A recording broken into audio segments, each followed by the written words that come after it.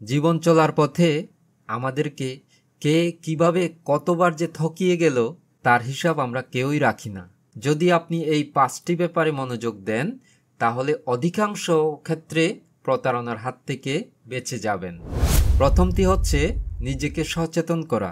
আমরা অনেক সময় জীবনে ছোট ছোট সিদ্ধান্তে অতি আত্মবিশ্বাসী হয়ে উঠি, ফলে আমরা পরিস্থিতির দিকে খেয়াল না করে দ্রুত সিদ্ধান্ত নিই। এই অসতর্কতার কারণে আমরা প্রায়ই ঠকে যাই। সেজন্য সতর্ক থাকুন এবং সবকিছু যাচাই বাছাই করুন। দ্বিতীয়টি হচ্ছে আপনি যাদের উপর নির্ভর করেন তাদের সততা যাচাই করুন। যদি তারা আপনার সবচেয়ে কাছের বন্ধু বা আত্মীয় হয় তবুও তাদেরকে অন্ধভাবে বিশ্বাস করবেন না। তৃতীয়টি হচ্ছে তথ্য যাচাই করুন। আজকাল সোশ্যাল মিডিয়ার যুগে সবকিছু যে সত্যি হবে এমন কোনো নিশ্চয়তা নেই, তাই বিশ্বাসের আগে যাচাই করুন এবং সবসময় অথেন্টিক উৎসের দ্বারস্থ হন। চতুর্থ হচ্ছে অতিরিক্ত লোভ বা পাওয়ার আকাঙ্ক্ষা থেকে দূরে থাকুন।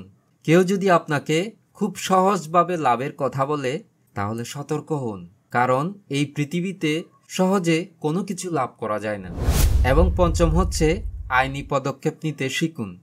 আপনি যদি বড় ধরনের প্রতারণার শিকার হন তাহলে সাথে সাথেই আইনের সাহায্য নিন। এটা শুধু আপনাকেই রক্ষা করবে তা নয়, বরং অন্যদেরকেও এই ব্যাপারে সতর্ক করবে। ভবতু সর্বমঙ্গলং।